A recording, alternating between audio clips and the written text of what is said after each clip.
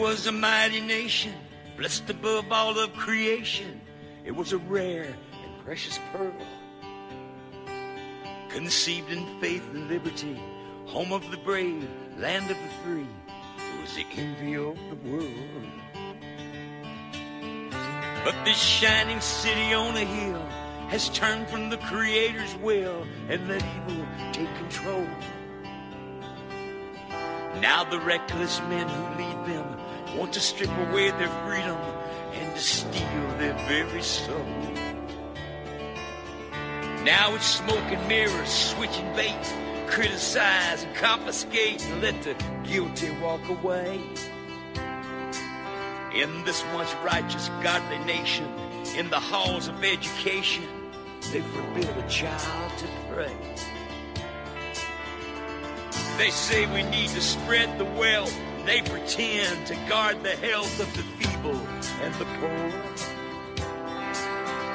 while the hand they hold behind their backs confuses and conceals the fact that the wolf is at the door. There's an unseen hand that pulls a string. It makes his little puppets dance to every song he sings as the night rolls in on a rising tide. Look beyond the shadows, behold a pale horse ride. Ladies and gentlemen, Resurrected Republic Truth Radio broadcast on the Republic Broadcasting Network. I'm your host, Tom Lacavera Stewart, joined by Lori Anderson, Texas 101 Lori, and Rudy Davis. And tonight we're going to be talking about a political prisoner who has so unjustly been thrown into prison that we must. It is our duty, it is our obligation to advocate for this man. I have been contacted by so many people to advocate for him. But ladies and gentlemen, I want you to hear his voice from him. I want you to hear the passion in his voice and hear the intelligence in his voice, and I want you to hear why they took this man out. Ladies and gentlemen, Mr. Schaeffer Cox. I have certain rules I live by. My first rule, I don't believe anything the government tells me. Nothing. Our Constitution is a remarkable, beautiful gift. I must say that I know that justice is indivisible. Injustice anywhere is a threat to justice everywhere. A decades-long survey conducted by the Pew Research Center shows that in the early 1960s, 75% of the American population trusted the federal government. The same study shows that today, that number has dwindled to only 20%. The story you're about to hear is a prime example of why.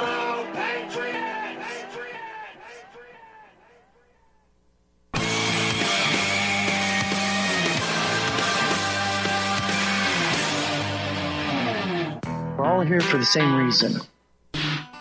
It's because we know in our gut that something is horribly wrong. Meet Schaeffer Cox, the liberty-loving, patriotism-preaching political prisoner that you've probably never heard of. Before he caught the attention of the FBI and other federal entities, by all accounts, Schaeffer Cox was an upstanding citizen and a pillar of the community. The son of a Baptist minister, Schaeffer Cox was raised with conservative Christian values. He enjoyed hunting and fishing and taking advantage of all the outdoor adventure Alaska had to offer. By his early 20s, Schaeffer was an accomplished businessman operating his small construction company there in Fairbanks, Alaska, making an honest living. Ever mindful of his civic duty, Schaeffer wanted to make a difference. In 2008, he spoke at the Alaska Republican Convention. He had command of the crowd, and the highly respected lieutenant governor spontaneously asked him to run for office from the convention floor, so he did. He came in second place in the Republican primary with 38% of the vote in a three-way race. People are asking for some direction and for some leadership and for some solutions that they can do because they figured out that voting doesn't work. They've figured out that sending letters to your congressman doesn't work. And they're grasping for what's the next option. He continued to speak at events across Alaska and other states. Schaeffer talked a lot about the Constitution and about liberty and freedom. He covered a wide range of topics, including the Federal Reserve, federal overreach, and yes, the Second Amendment.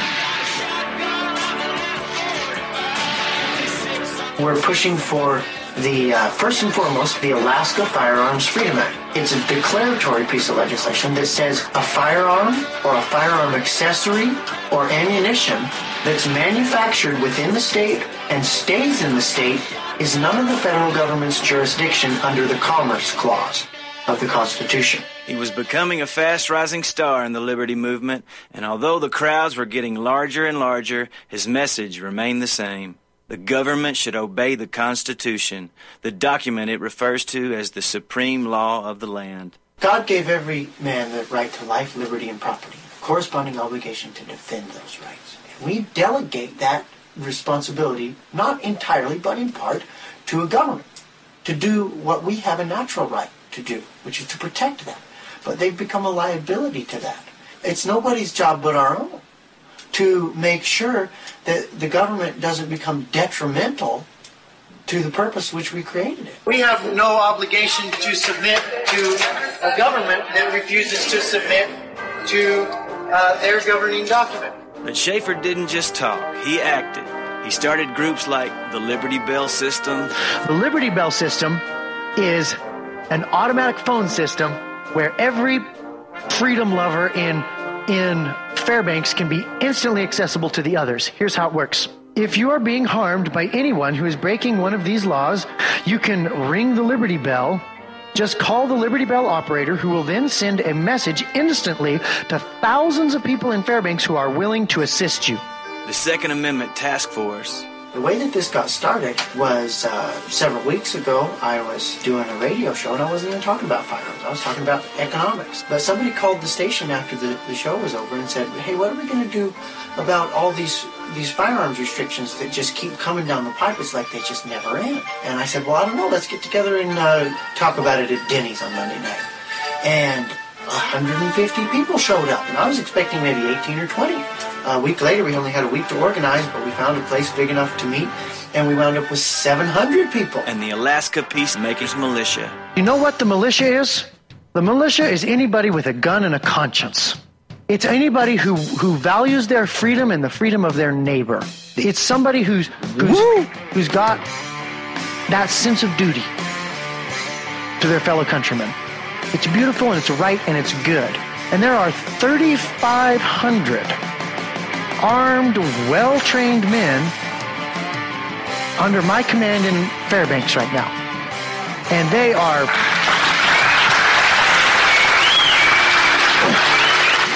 According to FBI agent Richard Sutherland, it was those words that drew the attention of the FBI. Where could Schaeffer Cox have gotten the crazy idea that it was okay to create a well-regulated militia? Well, for those of you that don't know, that idea is straight out of the supreme law of the land, the Second Amendment to the Constitution of the United States of America. It was at that point that the FBI hired career criminal Gerald J.R. Olson to try to get some dirt on Schaeffer Cox. Not only did the feds give money to Olson, they also helped him out of some legal trouble he was in for stealing a tractor. Here's a clip of Olson describing some of his past criminal history in court. Who are you transporting drugs for on those two occasions you talked about? It was a Hells Angels biker club gang. After over a year of investigation, 2 separate U.S. attorneys reviewed the FBI's findings and both came to the same conclusion. Schaeffer Cox was not a threat and there should be no legal action. The FBI should have dropped it right then and there, but they didn't. Instead, they decided to try a different tactic: provocation. Knowing full well that Schaeffer's young son Seth was loved and well taken care of, the FBI called in a tip to the Office of Children's Services, hoping to incite a shootout, according to witnesses.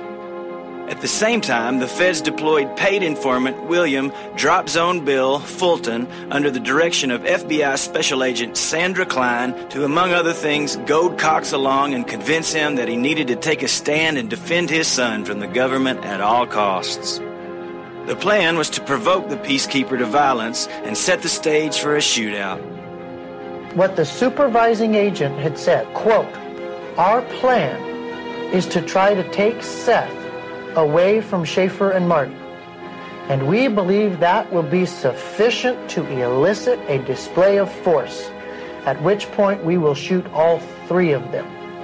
After repeated unsuccessful attempts to convince Schaeffer to commit violence, Fulton went from provocation to intimidation. Fulton went as far as threatening Cox's life and admittedly put a knife to the throat of Schaeffer's friend Les Zerby during a meeting with Zerby and Cox, and outright demanded, knife in hand, that Cox come up with a plan to murder officials. And I'm like, look, Les, what's your plan? And he's like, well, we don't have a plan. And I just lost it. I literally grabbed a knife, started coming over the counter, and I was like, switch through. And he threw out my piece of shit. Suspecting foul play by the FBI, OCS, and other agencies, and fearing for their lives from Drop Zone Bill Fulton, Schaeffer Cox and his wife went to the military police station at Fort Wainwright outside of Fairbanks. Military policeman Stephen Gibson told Schaeffer that federal agents had come into the station and bragged about how they were going to, quote, fix the Schaeffer Cox problem. In light of all this, Schaeffer decided the best thing to do would be to leave town. With his wife and kids in tow, Schaeffer was headed out of Fairbanks to Canada when FBI informant J.R. Olson stole the battery out of Cox's vehicle. With the vehicle successfully sabotaged, informant Olson tricked Schaeffer and his family into taking refuge from informant Bill Fulton in Olson's attic until he could supposedly get his trucker friend to safely transport the Cox family to Canada. Olson kept the Cox family in his attic under false pretenses for 21 days, which met all the legal requirements for kidnapping according to attorney Robert John, and gave the feds plenty of time to plan their strategy. On March 10, 2011, Olson took Schaeffer to a deserted industrial lot in Fairbanks where the trucker was supposedly waiting, but instead the FBI ambushed and arrested Schaeffer Cox.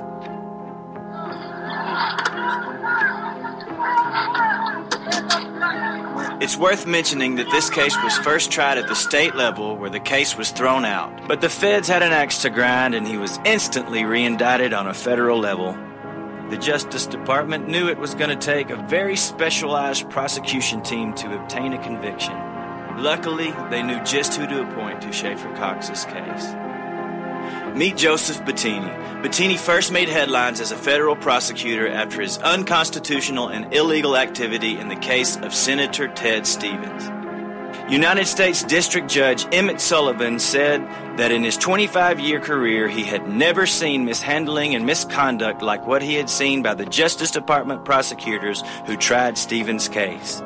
Bettini and his co-conspirator prosecutors were held in contempt for their deceptive and illegal tactics, which included withholding exculpatory evidence that favored the defense, and allowing false testimony. Judge Sullivan ordered special counsel Henry Schulke to investigate Joseph Bettini and the other federal prosecutors in Senator Stevens' case. It was only months before Schaeffer's trial started that special counsel Schulke testified before Congress about the entire sordid affair of Senator Stevens' prosecution.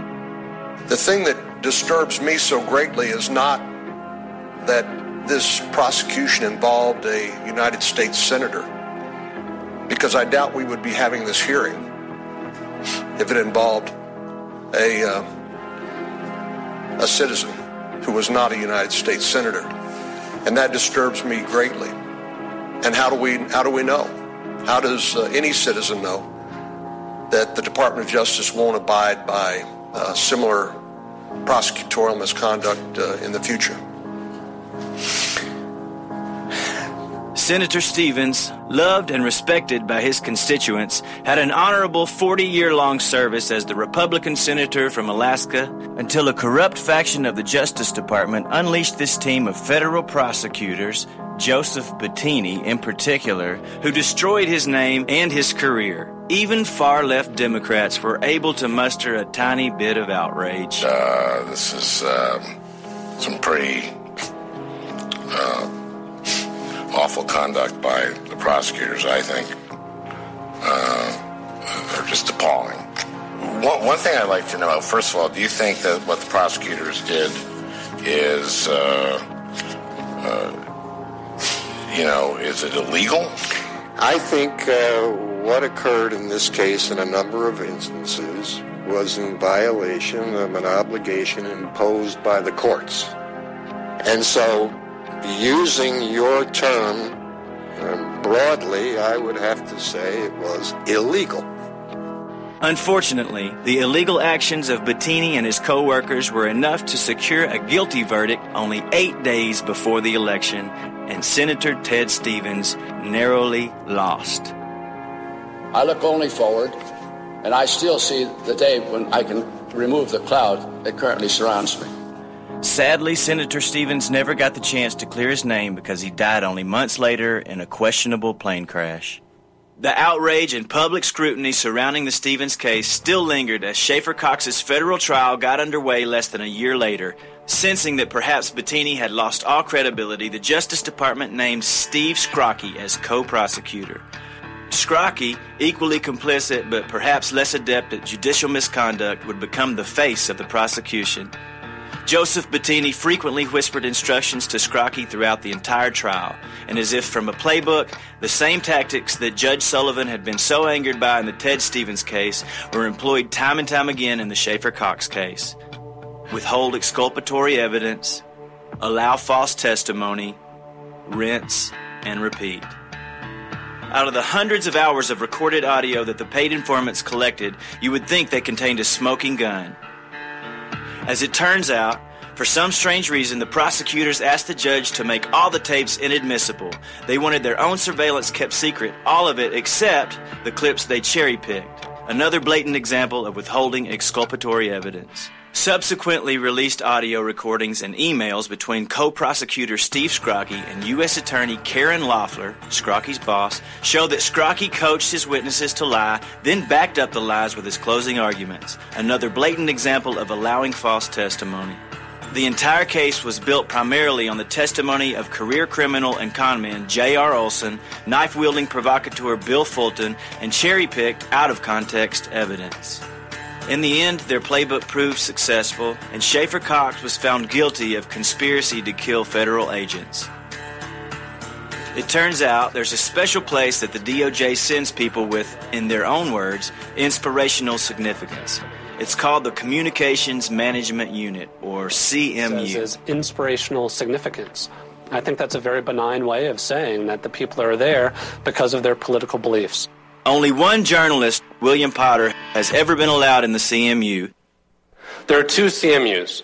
One was opened inside the prison in Terre Haute, Indiana, and the other is inside this prison in Marion, Illinois. Neither of them underwent the formal review process that is required by law when they were opened. As a result, Potter wound up on an FBI watch list. Fortunately, Schaeffer Cox was able to file an appeal with the Federal Ninth Circuit Court.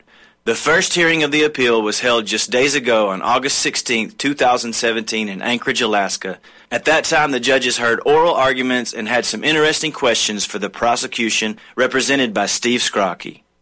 If soliciting someone to kill someone who doesn't exist isn't sufficient, under FIOLA, under whatever, if that is not enough, what other evidence is there of solicitation specifically?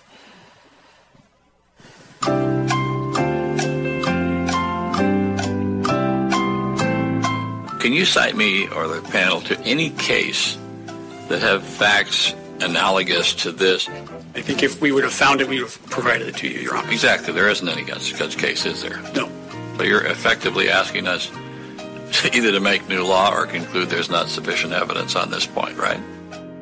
Suppose I have a direct intention to kill Mickey Mouse, and I go solicit somebody to kill Mickey Mouse. Well, there's no Mickey Mouse to kill. Can you still have a solicitation?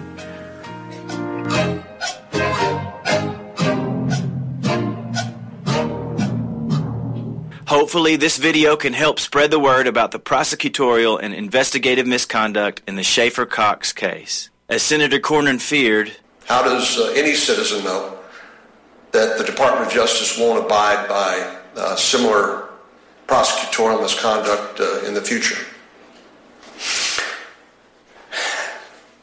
Although the appellate judges did show skepticism, and rightly so, make no mistake about it. Even though there is overwhelming evidence in Schaeffer's favor, getting his conviction overturned is going to be an uphill battle. He needs your help.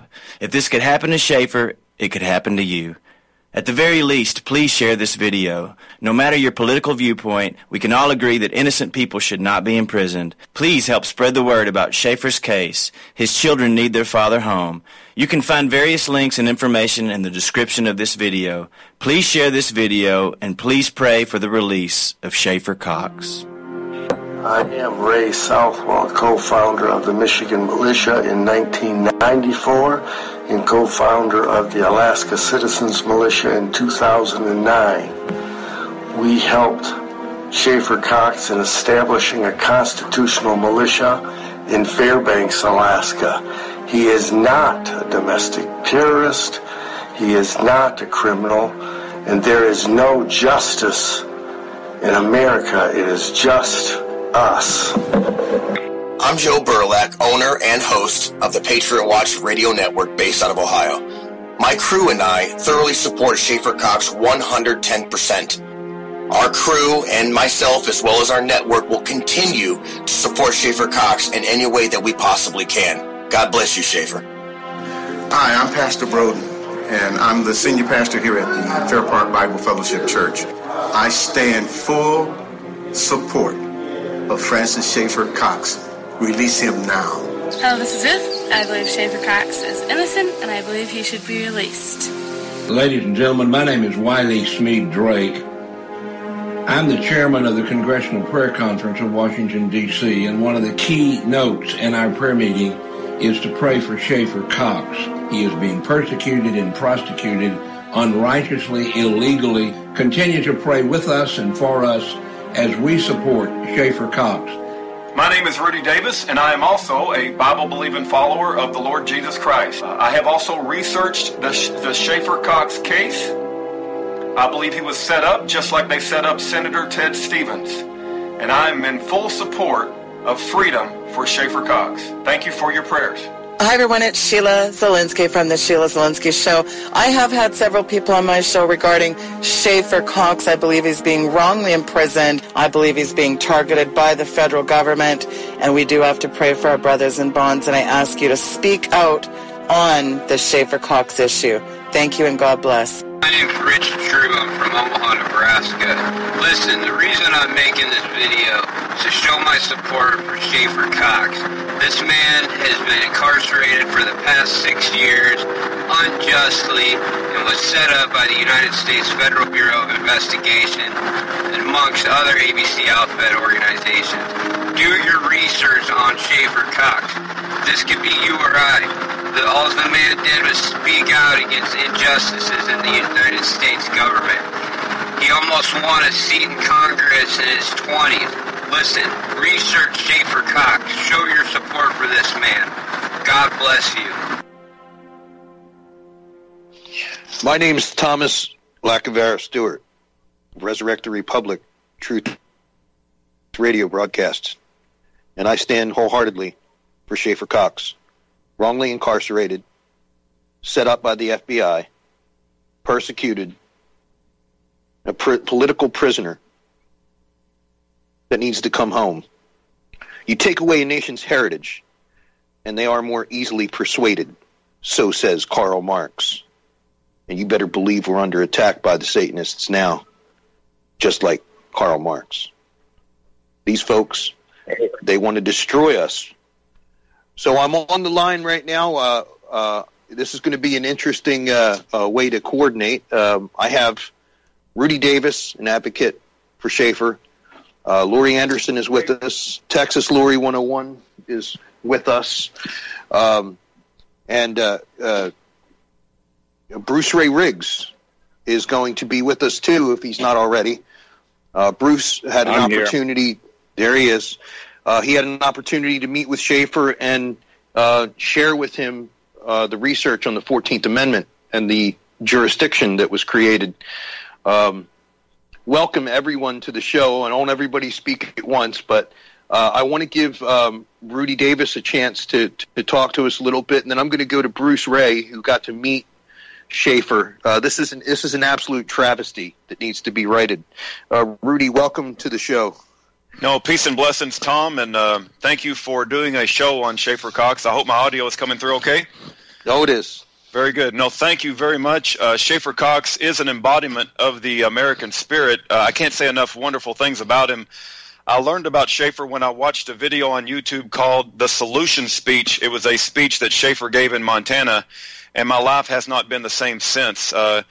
He is an incredible individual. He has an articulate talent for articulating liberty, speaking about freedom. He is not just a man of words, but he's also a man of action. Everywhere he goes and everything that he did in Alaska was holding law enforcement accountable. He was exposing pedophile rings in Alaska. He was exposing corruption within his local communities. He's written a book that's going to be coming out soon, and if anybody has ever taken the time to read his writings from prison, it is inspirational to the human soul. I mean, I know I may sound like I'm a bit exaggerating, but I'm not. If anybody has read his writings, it will absolutely be inspiring. The man has no fear whatsoever, and he does not compromise, and I believe that he would have been a juggernaut in American politics had they not taken him out as young as they did. And they did take him out because he is so powerful, and that they had to put him in a special prison to control his speech. But we praise God for the life and testimony of Schaeffer Cox, and we simply want him to be out of prison. We don't want to make him... I had some feedback there. Am I still on, Tom? You are. Sorry about that. You know, a lot of times we want people to be aware, but our goal should not be to make Schaeffer Cox famous. We don't need another famous political prisoner. Leonard Peltier is a famous political prisoner. I want Schaeffer out of that hellhole. I want him out of that prison. I want him to hug his children, and I want him to take the reins of his life again and break away from this satanic government that has him incarcerated. And I appreciate you guys reporting on him. It's such a wonderful thing to see. Oh, well, you're welcome. And when it comes to fear, we spoke about this before the broadcast, and Judges 7:3 says, "Now therefore go to proclaim in the ears of the people, saying, whosoever is fearful and afraid, let him return and depart early from Mount Gilead." And there's a whole point that I'm making is one of the reasons why I think we're so harshly under attack. First of all, our tradition. Second of all, our love for our country and for God. And the fact that we have no fear. I'm right now. You know where I am, and my audience knows where I am. I don't care. It is what it is, and we cannot have any fear in the face of this. This is an injustice, and an injustice to one of us is an injustice to all of us, and that is a fact. So, as far as I'm concerned, there you go, Bruce. You're with us too. You want to chime in there, brother? This is sad. I met this fella back at Continental Congress, 2009, We the People. We were both delegates there in St. Charles, Illinois. And I think it was on the same floor. And I talked to him one time about the 14th Amendment, and we had about a several-hour discussion in his room, and I taught him a few other times about it with other delegates there. I'll tell you, this man has better morals than I do. He's very religious. He's a Jewish brother, just like me. He's 100% patriot. He does everything from the heart. I mean, he's very sincere. I guess they were afraid of him because of all that. That's what happens when you give your life to something greater. And I tell you, I wish that this was the exception. This is starting to become the rule. Whenever they see somebody who has the backing of the people and who speaks eloquently like one of our founders did. You know, Bruce, I'd gone across your Facebook page when I found that quote by Karl Marx, and I think it's funny how God leads you to things, right? Led me right to that quote, and that is exactly what we are under attack from. We'll be right. Yep, we'll be right back, folks, after a few words from our sponsors. Resurrect the Republic, Truth Radio broadcast. Resurrect the Republic, Dirty Uncle Sam.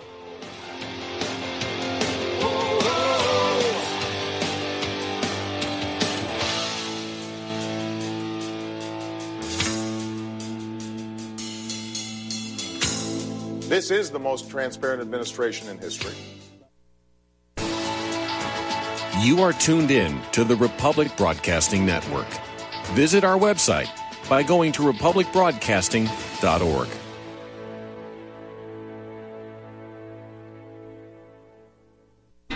Without the right accessories, any guy can be off the mark. Whether you've invested thousands in your arsenal or you own a single trusted firearm, a visit to AROutfitting.com is in order. It's one of the finest online selections of tactical optics and AR parts and add-ons, like EOTech, quick target acquisition with no peripheral loss. Browse the full range of Nikon scopes and binoculars. AROutfitting.com can illuminate your world with Streamlight gun-mounted lights from keychain to large handhelds up to 1,100 lumens. Find some stability with Battenfield Tactical Bipods. AROutfitting.com has CMMG gun parts, barrels, assemblies, handguards, part kits, and more. Plus mag-full clips and magazines. I know I've got you excited, so take a breath. Head to AROutfitting.com. The site's super easy to navigate and features a ton of technical info, including links to manuals. We also welcome vendor and manufacturer inquiries. Remember, if you don't see it, we can get it at AROutfitting.com. For the past 14 years, it's been my privilege to host the National Intel Report on RBN, to offer a platform to interview exceptional guests, to provoke critical thought, and examine evidence, whether real, fake, or somewhere in between, and allow our audience to call in and participate with your input and questions in order to help us all reach an educated decision and arrive at our own truth. Our world has changed. It's now been turned on its head. Real is now considered fake, and mainstream fake is now pushed as real, rather than any clear thinking, consensus, or rationale. Those few remaining beacons of light, the ones still shining through the mainstream media lies, propaganda, and deception, are being viciously attacked at every level through attempts at censorship, threatening advertisers, jailing hosts, and even killing journalists brave enough to speak the truth to you. We are in a war for our very freedom and existence, and through these despicable acts, freedom haters, collectivists, and communitarians have shown they will stop at nothing to blot out these last few beacons of light. Truth is becoming increasingly more difficult to unmask, just as the term unmasking itself is spoken by those usually anonymous sources. They promote their lies, wishing to mask the truths by ignoring it, vilifying it, or conspiratorializing it into a black hole abyss. Regrettably, RBN has reached the tipping point, and through internal audit and actuarial review, it has now been determined that the only life raft of survival to this network is to go the way of PBS, that being audience-supported. Like a cornered animal, the left with veracity is pulling out all the stops with every effort to effectively blacken our beacon forever. Help us, folks. Help yourselves. Don't let our light stop shining. Our motto has always been, because you can handle the truth. It's time to review your budget, folks. If you want the truth to keep flowing through RBN, go to republicbroadcasting.org and become a regular monthly donor of $30, $40, $50, or $100 or more a month, and ensure you keep the truth flowing.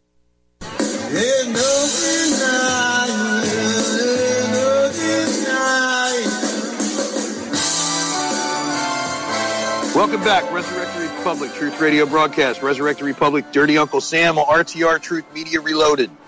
Well, we got the full crew here tonight. It's amazing how God works in mysterious ways.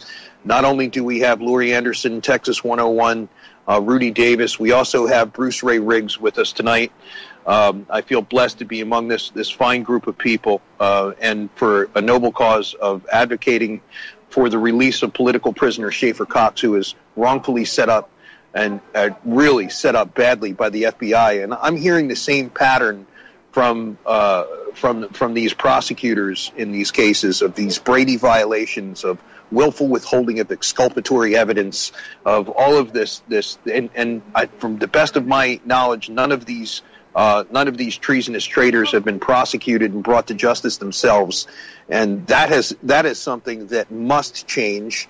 It absolutely must change. We can't allow these people to keep getting away with setting up these patriots like this. I watched the Senate or the congressional testimony of J.J. McNabb and the SPLC and a couple other individuals.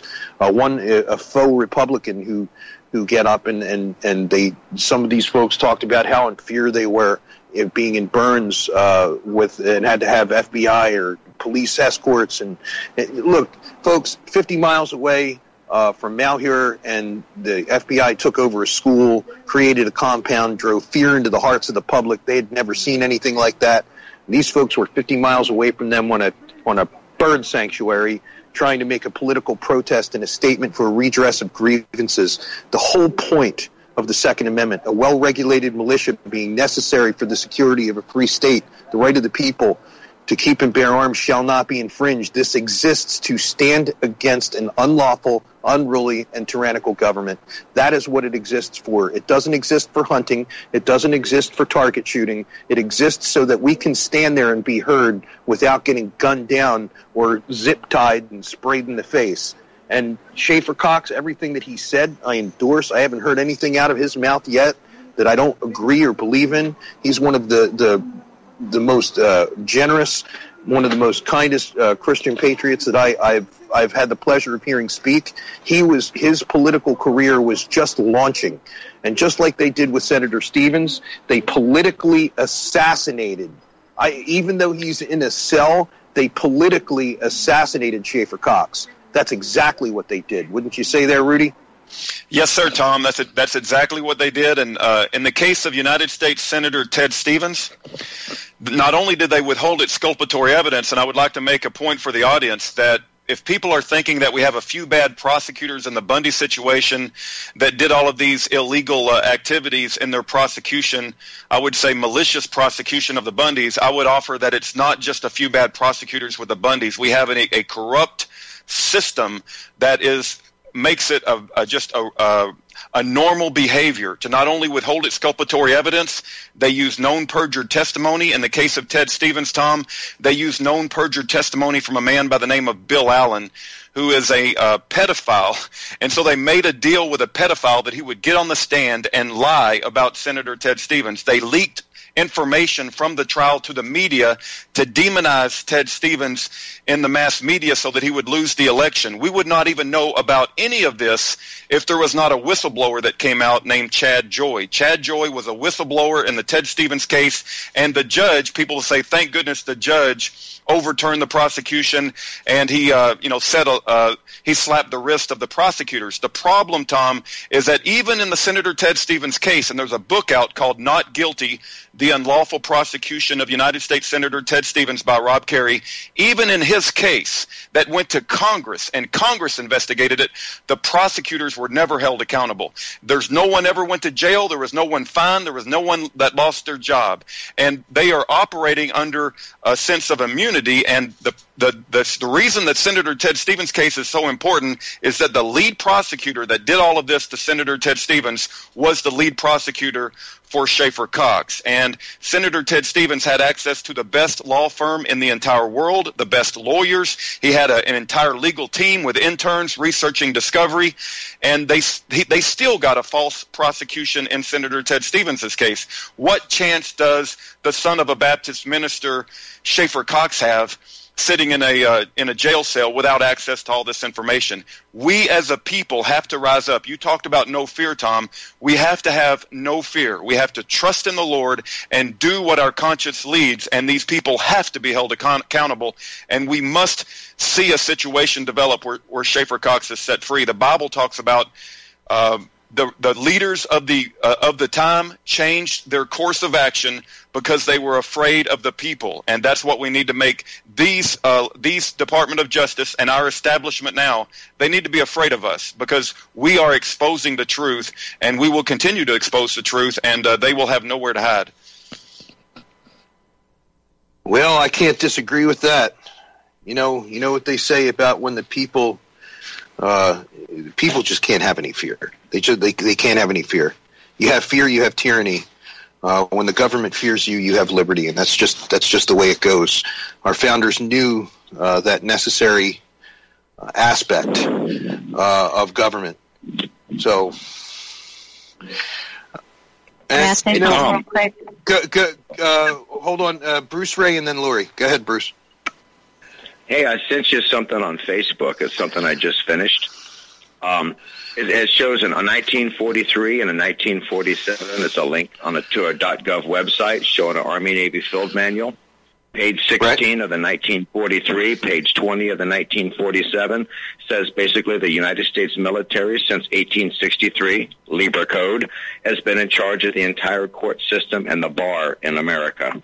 So maybe that could explain the reason we're not getting the Article 3, Section 2 in law and equity justice we should be getting. If you could take a look at that, and if you feel free, repost it.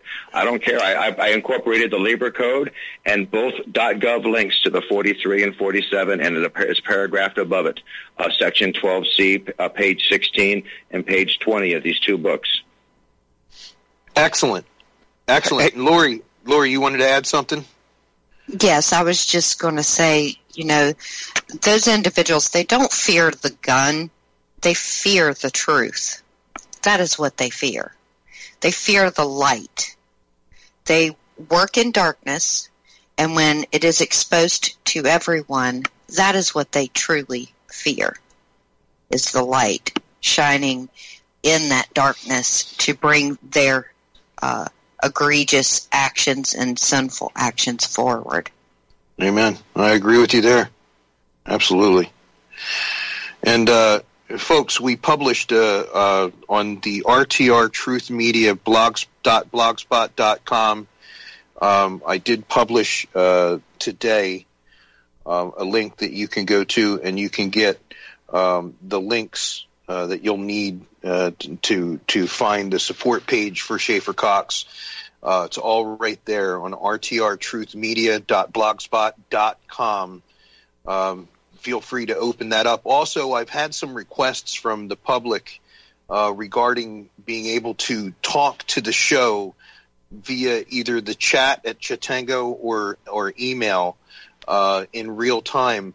And I'm going to have to say to you folks out there, I would love to do that right now, but being a little bit limited in the environment that I'm in right now before I get back into a studio, it makes it very difficult to do so. So please do feel free to call in. If you're not already on the republicbroadcasting.org website, the phone number is there, 1-800, 913-8443. Is that correct, Mike? I think 313-9443, 1-800-313-9443. Feel free to call in.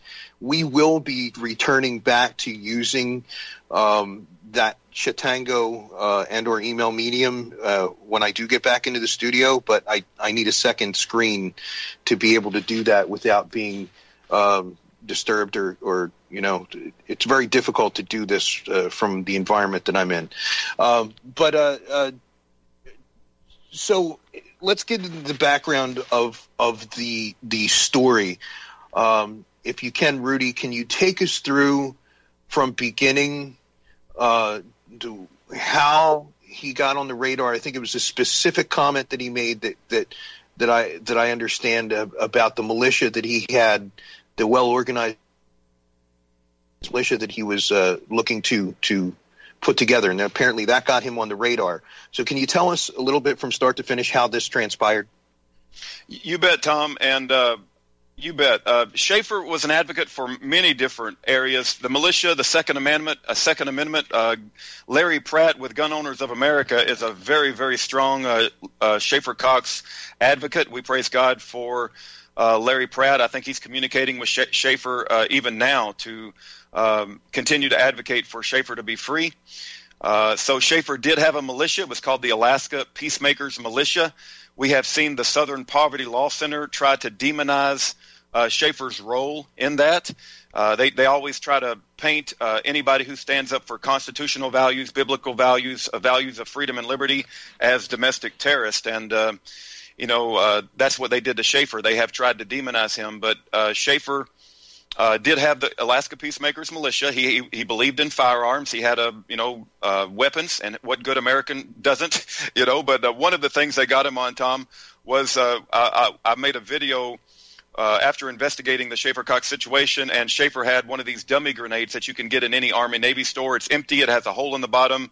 I think he had some black powder for reloading ammunition outside that was wet, and Lord God forbid he had a tube of JB Weld in his garage, and it was in a toolbox. And so the prosecution made the case before the jury that Schaeffer Cox has all of the tools necessary to make an improvised explosive device, and they showed in slow motion grenades blowing up and proliferating and penetrating mannequins. And this is how the trial went. It literally was a kangaroo court. They brought the judge in out of retirement, Tom, because we know that our judges don't get impeached nowadays, and they basically operate with immunity as well.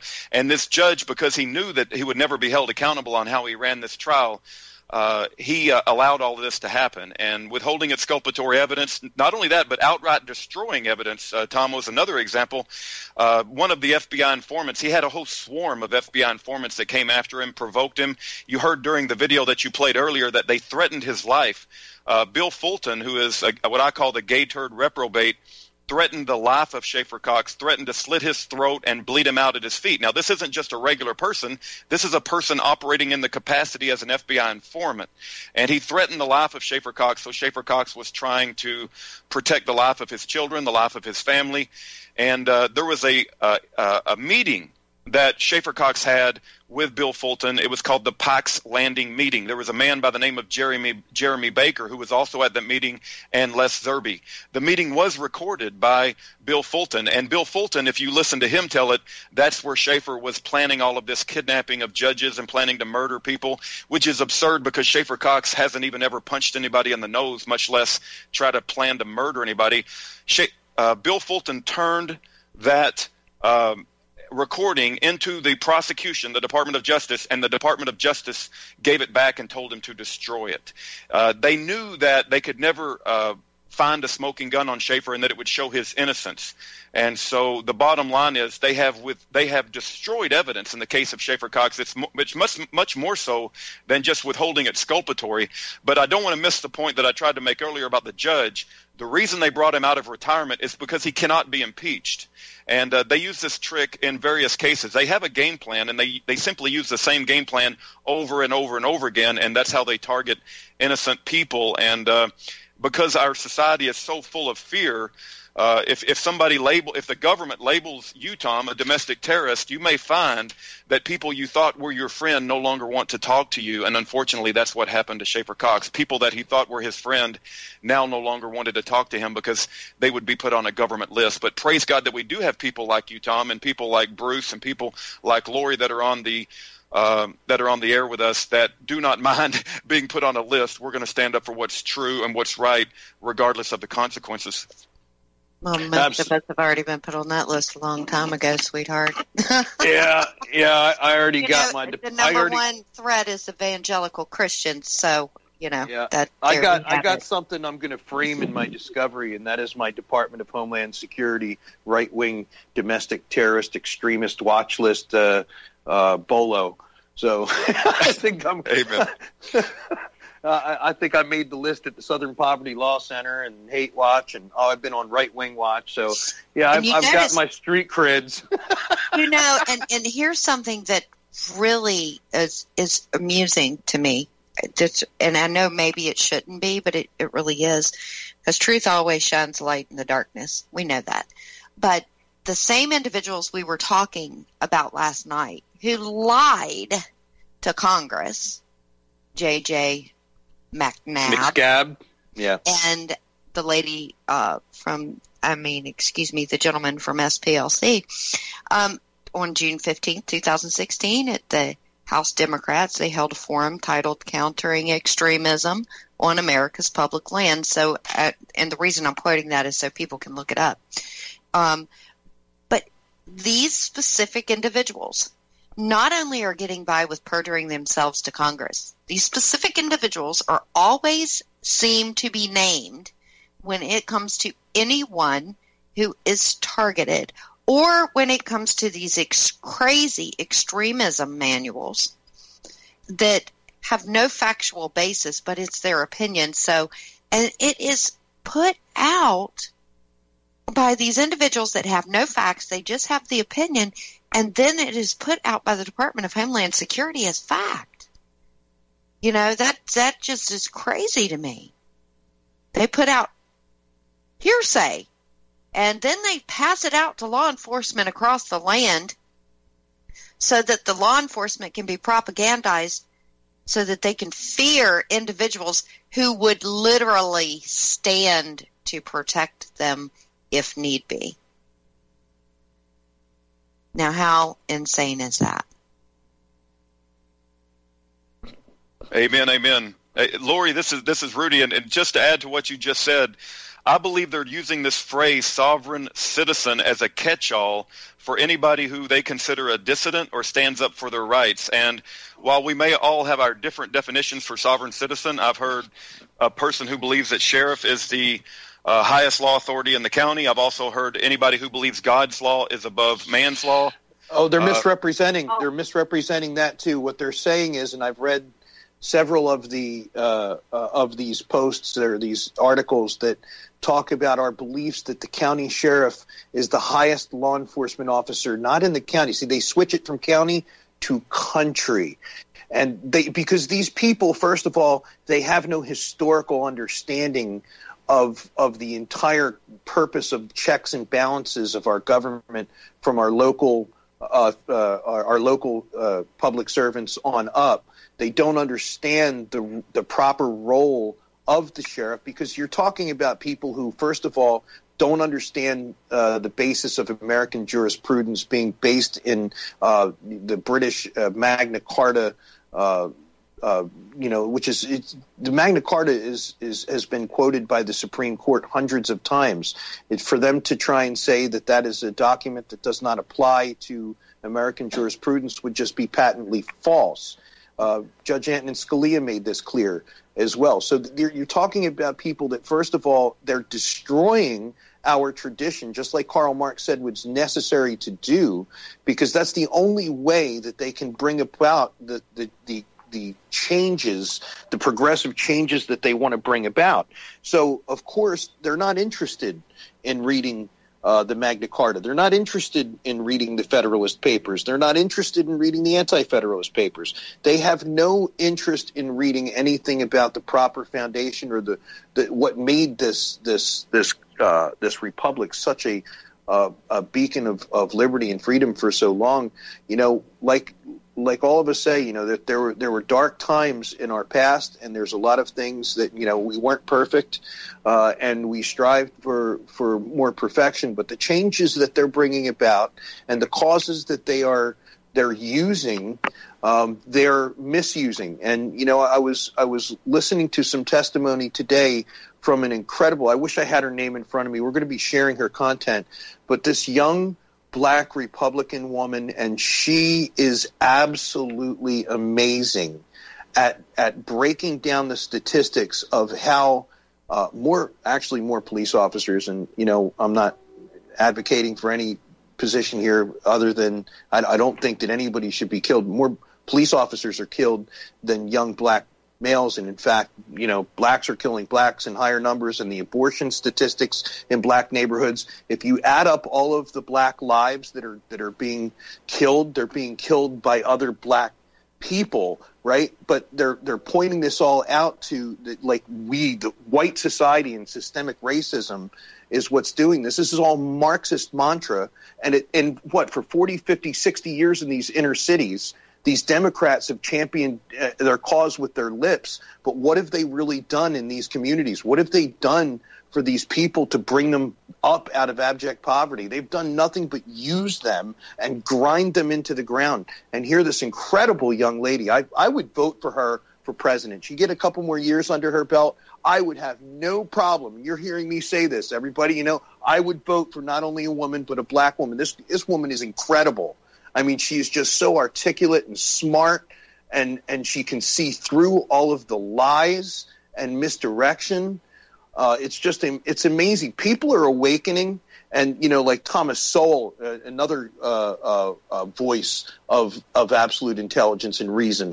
But these folks have been pointing out this jurisdiction that was created, and I go to Thomas Woods, a professor at I forget what university. I think it's Loyola University, but Professor Thomas Woods makes it clear that the jurisdiction that created this, that was allegedly to set slaves free, enslaved the nation. It was never lawfully ratified. This is the jurisdiction that we are under now. This is this martial law jurisdiction that Bruce points out. And the fact of the matter is the more that we dig into history, the more that we dig into the facts, we find that there have been men who have stood up and championed this cause as these progressive changes were being made to our Constitution. This is insane. We have to do a reset. You know, I think it was, what was it, Thomas Jefferson that said every 20 or 25 years or so, you know, it would be time to do something. Yeah. Well, it was 200 years. It was, I think. Yeah, we're out of date now, Tom. It's been over 200 years. Yep, 200 years has gone by and we haven't cleaned house yet. You talk about draining the swamp. Our founders wanted us to drain the swamp every 20 to 25 years, and we've gone 200 without draining. You want to talk about a swamp? It's not a swamp. It's a cesspool. This judicial activism and tyranny. You know, you were talking about something there, Rudy, about the judges bringing the judges out of retirement, so and they can't be impeached. Can you talk to me a little bit more about that, about what they did up there? No, it's absolutely, and I'd like to just remind you probably heard of this quote before, Tom, but Joseph Stalin's head of secret police, Lavrentiy Beria, if I'm pronouncing that right, said, "Show me the man and I'll show you the crime." I mean, that's the situation that we've got here in America. I believe, Tom, but because I have a small Christian prison ministry in Texas, that what the system has done is they looked across the landscape of America and they've identified patriots that they believe will be a threat to the establishment. And Schaeffer Cox was identified as one of those threats, along with the Bundys, along with yourself, along with other people that have been put on the list. And they will use a certain playbook to go after those individuals. One of those plays is, they will railroad you in a federal court. I was fortunate enough to be involved with a man by the name of Ken Hovind before I heard the Schaeffer Cox Montana the solution speech video from Schaeffer, and he actually won at a federal level. God gets the glory. And before David slew Goliath, he said two things before the battle even began, and that was to God be the glory before he even picked up a slingshot. And he said, "Is there not a cause?" But I think bringing in judges out of retirement, I've heard Chris Ann Hall give incredible speeches on liberty and freedom, and she says when the government goes after somebody for conspiracy, and that's what they got Schaeffer for, conspiracy, it's because they don't have enough evidence for the actual crime. I mean, whether it be murder or whether it be, they just break up conspiracy and they paint a narrative because they control that courtroom in such an incredibly bad fashion. One of the things I wanted to share with you, Tom, is in the closing arguments at sentencing, we actually have on audio from that trial because the audio was saved in the trial records. Stephen E. Scrocky is arguing that because Schaeffer Cox believes God's law is above man's law, and therefore he believes that in his heart, he is going to be harder to rehabilitate, and he argued to the judge that Schaeffer should spend a longer time in prison. How many on this phone call? Oh, my you bet. God. We are under attack by Satanists. Yes, we are. Folks, we got to take the top of the hour break. Tom Lacavera Stewart, Resurrected Republic, Dirty Uncle Sam, RTR Truth Media, Reloaded. We'll be right back. Free Schaeffer Cox.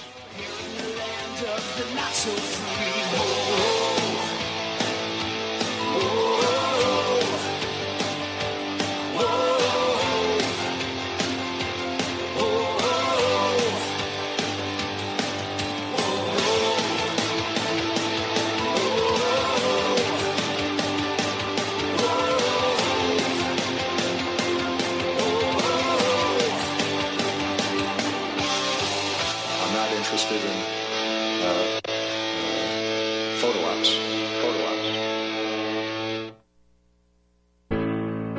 Many people write about their experience with Extendivite. Allow me to read you a few from Amazon.com. My wife and I both use Extendivite and are very pleased with the results. It has helped to stabilize our blood pressure and to make both of us feel healthier.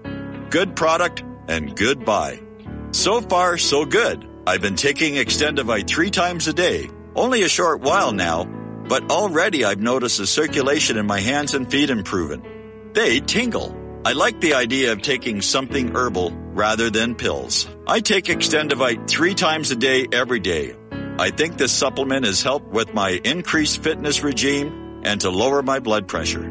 Tell us your story. Get Extendivite today. Call 1-877 928-8822 or visit heartdrop.com. Extend your life with Extendovite. This is RBN, the Republic Broadcasting Network.